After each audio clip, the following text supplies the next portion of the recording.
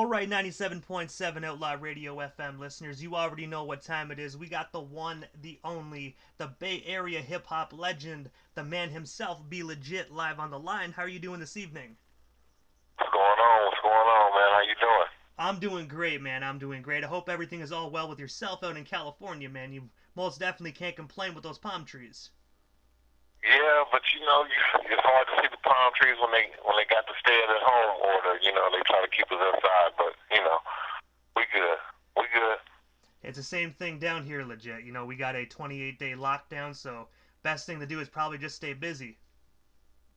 Yeah, this is actually this whole COVID thing has gotten people back to actually making music, taking it back indoors, and you got time to really create. You in the studio, you ain't got nothing else to do, so that's what's been going on around here, at least California. I don't know if you guys got a chance to see the verses. You guys check out the verses?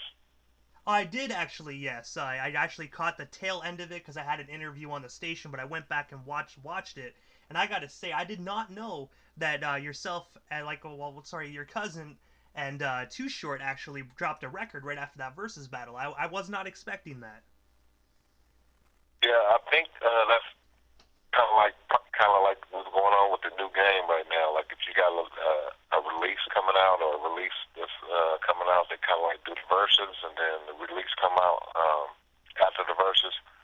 I know Keisha Cole was planning on dropping the album, but her verses got delayed, so I think they delayed the album. So I think that's what the game is headed to. Like kind of like you do the verses, drop the album, and it's a good promo. You know what I mean? Almost, I agree, and I gotta say it's a phenomenal record as well. After I watched the verses and I found out that record dropped, I snagged myself a copy, and it's been on constant repeat actually over here in my house. Oh yeah, well the Bay Area is just one of those places, man. Like we gonna keep on making music. It's not like a time limit on us because we came in from the independent level to where we were always our own bosses. So like with me, you might see me drop an album here and there or whatever whenever I want to just because we in control of what we do on the independent market. And also, I gotta ask you as well, because one thing I noticed, well, because I know growing up you were actually part of a marching band and whatnot, but what actually made you transition from the marching band into the hip hop scene? So me being in the marching band, I was always beating to the drum. I played the drums. So drums is rhythm, da da da da da da da da da da da, and rapping is rhythm. They go hand in hand. So music, whether it's the drum, saxophone, once you learn how to count music, the rapping part kind of comes easy to you. It's just you inclined to make yourself an instrument, and that's what your voice becomes when you make music. So if you come from any type of background of music and you got into rapping, it was like secondhand because, especially when doing drums, because you just, the cadence is like drum patterns. And also, as well, like as majority of your fans know, that you were actually 1/4 of the group called the Clique, alongside other family members of yours. I have to ask you, what made you yourself and your family actually decide to start the Clique, and what's the story behind that amazing group? Okay, so the Clique came about, okay, so before in 1990, way back in the 1900s, so back in 96, we left for college. Me and 40, we left for college, Grambling State. But prior to us leaving, we used to, like rap over like Houdini's instrumental friends. Like, we used to DJ, like, got a radio, a Shack mixer, got a turntable, and would like give parties like in the neighborhood. And then, we rap freestyles over, instrumentals. So that went on pause, and then me and 40, we went to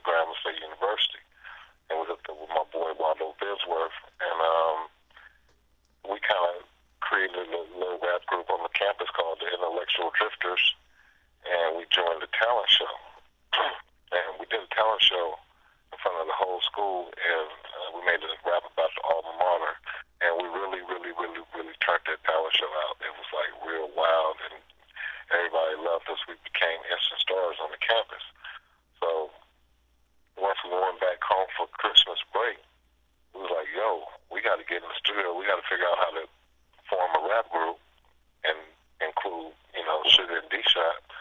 And that's how we came up with this group at first called MVP, which was Most Valuable Players. And during that journey, this is when around the time MC Hammer was out in film pilot. He had a studio in Vallejo, which he's a member of a group called Confunction, out of Vallejo, R&B group. And we went and knocked on the door where MC Hammer was working at their studio and asked them to produce it. We wanted to make a song. And James Early, which was the guy that was working at the studio at the time, let us in and booked some studio time, and we ended up making a maxi single. So once we made the maxi single, and it was called MVP, at this time, it was nothing out but, records for DJs. There was no cassettes really out, no CDs wasn't made of yet. So we take these records and we put them on consignment and put them in liquor stores, and we started getting a name, and then we was like, you know what, we need to go ahead and be serious and just take this real serious and just name ourselves the Clique and come on with it. And that's when we, turned the whole thing into we came into it, we did what was that? I think it was called Let's Slide was an EP, and then we did a song called, what was the song? We did a lot of songs, but once that Tired of Being Stepped On came out, that's when it just all started changing for us. And I gotta say, when it comes to the Clique, man, my favorite record by you guys was actually game related, man. I remember I had that cassette when I was younger. I think I wore that cassette out, and my tape player actually ate it. Yeah, game related might be close to platinum by now. I know it went gold back then. I gotta check the scans on that. It should be platinum by now, almost. But that was a good album.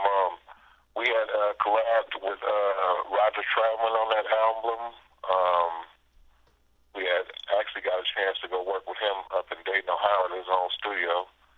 And yeah, Game Related was a nice album. I liked it. That album cover. It was a fun album.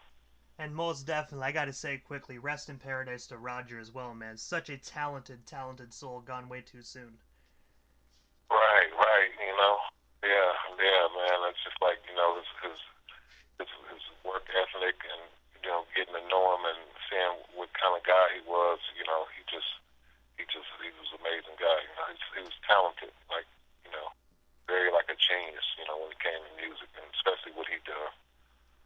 And also as well, I also yourself and Mac Dre were actually from different sides of Vallejo, California, that at one point had differences. I have to ask you, what made you guys actually reconcile that? And of course, because I remember he actually collaborated with the Clique on the song One Love. I was going to ask you, what's the story behind that track, and how did you guys reconcile everything? Well, the situation that was, with the two neighborhoods, that it was bigger than just, rap beef. It was some street stuff going on too. It just so happened that, we had rappers on our side that was really going at the rap beef was with Lil Bruce and Mac Dre. And Lil Bruce, Mac Dre were going at it. And then, but for like me and 40 and D-Shot and Sugar, we was a little older than them. And we had, our stardom had kind of took off a little bit. So it wasn't a lot of going back and forth. You never heard me diss Mac Dre, or you never heard 40 actually diss. He might say it a line or something, but not just really going at him like that, because that wasn't what it was. We always felt like, it's something that we'll get over one day, and, we'll laugh at this later. So, Dre had ended up going to jail, and when he was in jail, he ran across a lot of real people in there and that knew us, and he told me out of his mouth, like, hey man, I was in there, man, y'all made me feel good about being from Vallejo, y'all was doing y'all thing, and it inspired me. So when he came home, he had a different attitude as far as, wasn't with all the, the kids stuff no more. So he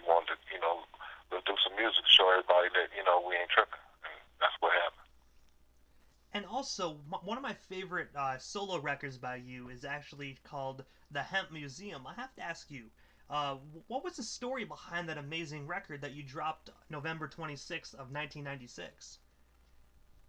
Hemp Museum was something that came about because, um, first of all, like I'm from Northern California, so it's all of, I always been pro marijuana. And Humboldt County, I was first probably one of the first rappers to speak about that, talk about Humboldt County greens. And the Hemp Museum was basically like I started off with a dank room, and then I got bigger, so the dank room turned into a hemp museum.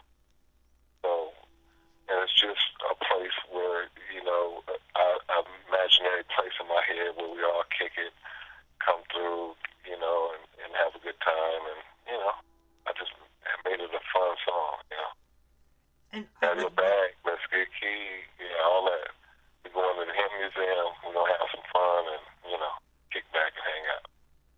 and also as well as like a lot of our listeners know, like you're very infused with marijuana.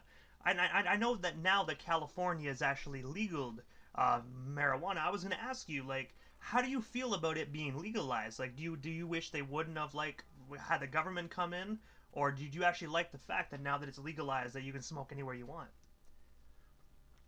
Yeah, so, yeah, that's a good question. So I do like it being legalized because, for one, you know, um, my partake in marijuana, from my personal experiences, it's a healer. You know, it actually, you know, creates peace. Um, I laugh because some of my friends, they perform at these marijuana festivals, and they come out there and they perform and they leave all mad. They like, I'll be like, well, what's wrong? And he's like, man, they wasn't even really feeling me. I said, man, no people are having a ball. I said, they just high. They, you know, they're not drunk, they're high. So they're not going to, you know, respond all rowdy and crazy. They just kick back and enjoy the show.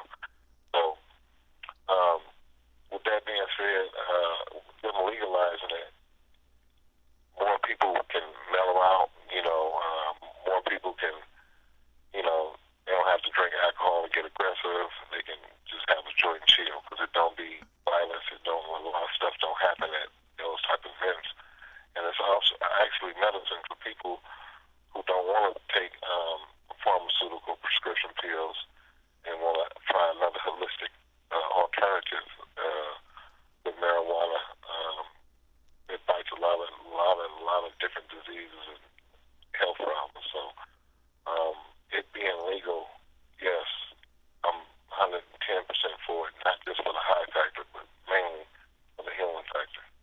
And I most definitely agree. Down here in Canada, it's legalized all throughout the country. And at first, I was a little, I wasn't all for it because I was thinking about taxes and whatnot. But then I actually started seeing, you know, what it's actually doing. You know, you don't have to worry about getting it from a weird dealer. You know, you get a little like Coke sprinkled in it. You don't have to Right. worry about that with the government.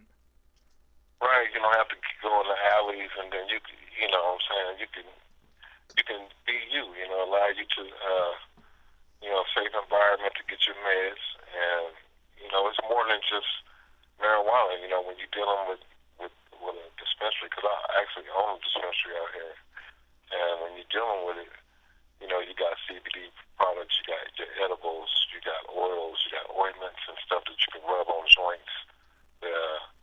You know, you got so many people of all walks of life that come through the door. You know, military veterans, people with post-war syndromes and stuff like that. You know, that like you're like, wow. And you like you see older ladies come in and they come in and get some edibles because it helps them sleep at night, and just different type of situations. You get to learn more and more what the plant actually does, and that gives you a whole different outlook and respect for the whole situation. And also, as well, you were actually featured on Tupac's All Eyes on Me record on the song Ain't Hard to Find. I was wondering, how did you get connected with Tupac Shakur? And of course, what was it like just being in the studio with him? Because I heard he's one of the most, like, one of the most individuals that's so, like, active in the studio. Like, he can just, like, boom, boom, boom, like, get everything done in, like, an hour. Yeah. Okay, so Marin County is in the Bay it's on the other side of San Francisco. So as we are out here on our independent grind, we're very known on the independent market underground in the Bay Area. Not probably nationwide, but like from Seattle all the way to like the Midwest. We was making a lot of noise, so he definitely knew who we were prior to him even getting with Digital Underground. And then once he got with Digital Underground and got his songs, started getting up in in status, he started hanging out with Richie Rich. Richie Rich is a good friend of mine, so Richie Rich introduced me to Tupac and introduced us to Tupac. It's right around the time that he had just got done doing the movie Juice. And as I'm telling him who I am, he's like, man, I already know. He started singing, repeating some of my lyrics, like, I already know who he is. Like, what, man, what? Woo, woo. So we kicked it off like that. And he did an album, I think it was called Strictly for My Niggas, where he shouted us out in that album. And then we started, hanging out, like going to, he, of course, we was getting a little bit of trouble before he got on death row, but we in the Me Against the World video. Then of course he did Practice Looking Hard, and then he ended up going to jail. And then after he got out of jail for the situation, he came out with the notion. Now you got to think, prior to him going to jail, him not having much of a studio budget, he would have to go into a studio session, create the beat, make the rap, record the rap, and mix it all in 4 hours. That's what he was accustomed to. You know what I'm saying? Just coming from barely having anything to make go for studio time, and studio time was expensive back then. So very little time it would take for him to come in, think about the beat, kind of just freestyle the rap in his head, come back and then mix the song, and he'd be done out of there. Like that's his tactic. Just get in and get out. So when we started making songs, when he got back, when he got out of jail and he got on death row, we would just all hang out at the studio, and they just started putting on songs and he had just finished that one and put on another one, grab that one up, and we was just actually just kicking it in there, and he told Rick Rock to pull up some beats, and he started waking people up, said, you go get on there, you get on that song, we ain't hard to find. Okay, we made the song. We made that song actually in the middle of filming California Love Part 2 video. If you go back and look at California Love Part 2 video where where Roger Troutman is in it and all that, we in that video. And during the break of that video, we went and recorded like 3 or 4 songs. And I gotta say as well, the Part 2 California Love is actually my favorite version of the video. I really enjoy the house party feel than just out in the desert, in my personal opinion. Right. And I think that's probably why they did it too. I think it was just like, hey, let's do something different and wild for the first part, and then do a California video, with lowriders, girls, and all the stuff. So that's what I think the whole idea was. But like I said, he was working all day. Like we'll leave that video and go to the studio, and then go back home, go to sleep, get back up, go do the same thing, and he was letting us hear Machiavelli back then while he was working on All Eyes on Me. So it's crazy. Like boy I think he just had a sense that I got to get all this stuff out of my head. Right now I'm just gonna record everything out of my head. That way, if something happened, this music don't live on. And I gotta say, Tupac was a very, very smart man for doing that. Like, people actually, I've heard in previous interviews that individuals said that Tupac always said, like, I'm gonna die one day, I'm gonna die soon. Like, it's sad just to be able to predict that about your own life. I think it's not more about prediction. It probably wasn't really about prediction. I think because he read a lot of books, and he know choices, certain doors that you know, knock on, or certain things that you involve yourself, there's a chance that you might not make it back. I heard that one time that he had went back to see one of the teachers at the performance arts school that he had went to, and he went in there like, you know, he was pretty tough because he had made it. He had got through filming the movie, and he kind of like went kind of like, what you said I wasn't gonna be nothing. Now look at me, I'm rich. And then the teacher kind of like looked at him and like kind of roughed him up a little bit. Not roughed him up, but told him that your words, if you really want to make a difference in this world, your words will count more when you're no longer alive. And also as well, I noticed that I remember actually back in the day picking up a copy of B Real's Prohibition Part 2 record, and I remember you were actually featured on the cover. I was wondering, how did yourself and B Real first meet all those years ago? And of course, what was it like actually taking part in the Prohibition Part 2 record and tour? Okay, so that actually came about from Burner, because Burner is like, that's like a good friend of mine from out here today. But me and Be Real go back to this guy named Mike Williams back in Motown, way back in probably like '89. Mike Williams was at Motown Records. He was trying to sign Cypress Hill, and he was trying to sign the Clique. And he had us come out to LA, and he had us do I believe it was a showcase.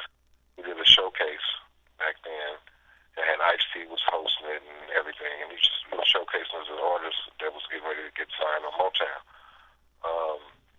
And that's when we met, you know, Cypress Hill and Be Real, before they took off, before we took off. It was like the very, very, very beginning. Like, we didn't even have a set out yet. So it kind of like, okay, we huddled up, that was going to happen, it didn't happen. And then, you know, our careers started taking off independently. He ended up getting signed, and, you know, things just went on how they went on. But as we get back together later, I mean, you know, we seen each other passing through the industry and stuff like that.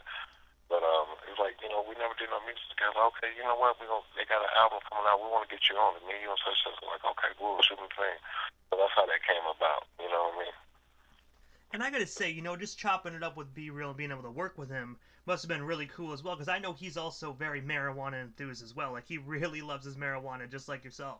Oh, yeah, Dr. Greenstone. So listen, yeah, I mean, when I go to LA, I call him up, like, hey, like, I mean, you know, this was like when before the cannabis clubs had got underway, they had delivery services first.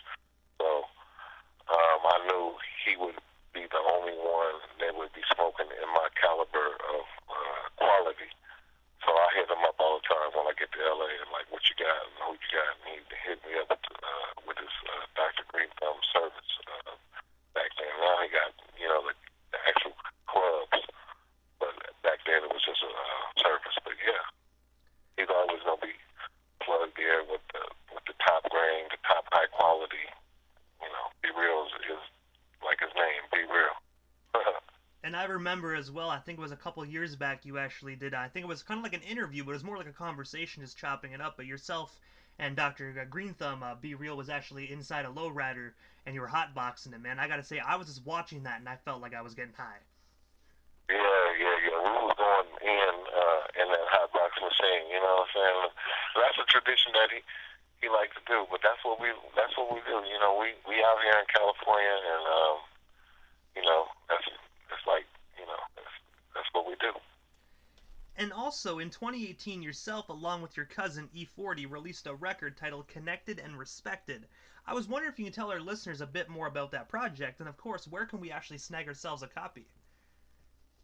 Okay, so the Connected Respected project, that's probably like one of the longest overdue projects that's been out. Like, we supposedly did a Fonzarelli Savage album a long time ago, and you know, just never got around to getting it. Like, we supposed to be doing another Clique album, new Clique EP coming up soon. But yeah, it was just something that was long overdue. We felt like, you know, we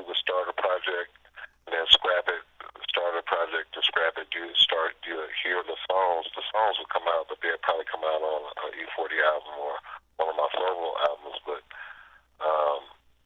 we just never got around to putting it together. So we just said like, hey, let's just do it and don't let nothing get in the way. And we got it done and actually got that monkey off our back.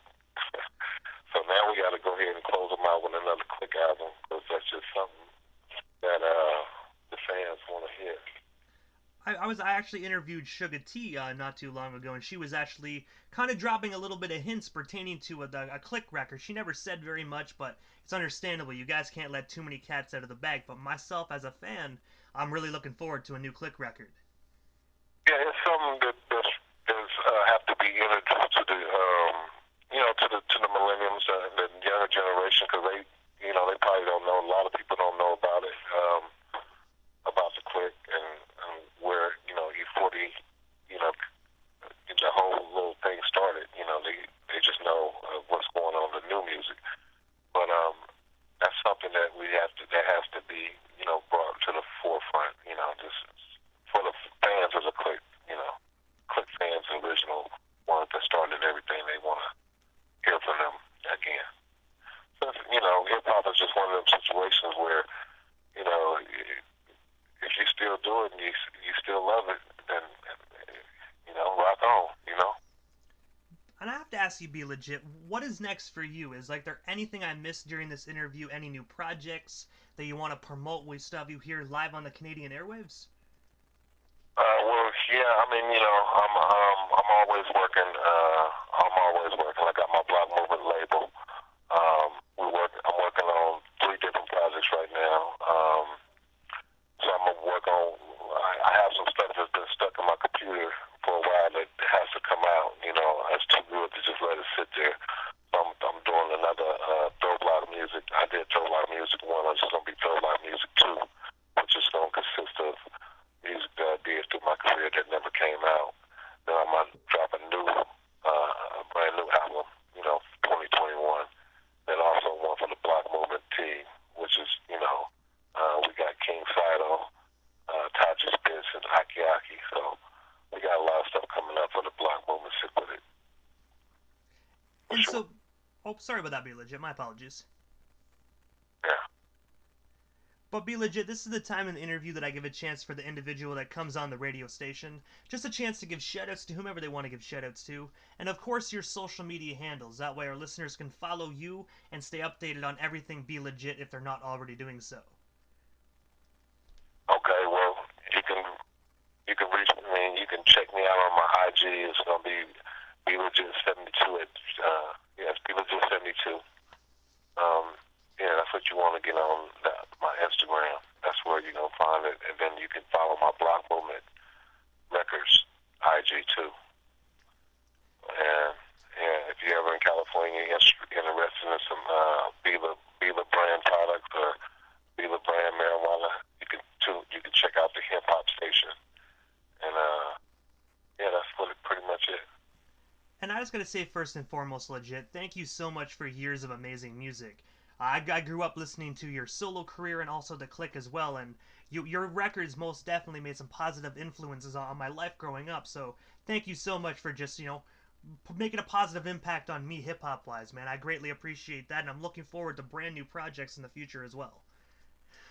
Well, most definitely, man. I appreciate you having me, and yeah, man, let's keep it lit, man. Canada, that's what's happening. Hey, most definitely. Thank you so much, Legit, and have yourself a wonderful, wonderful night.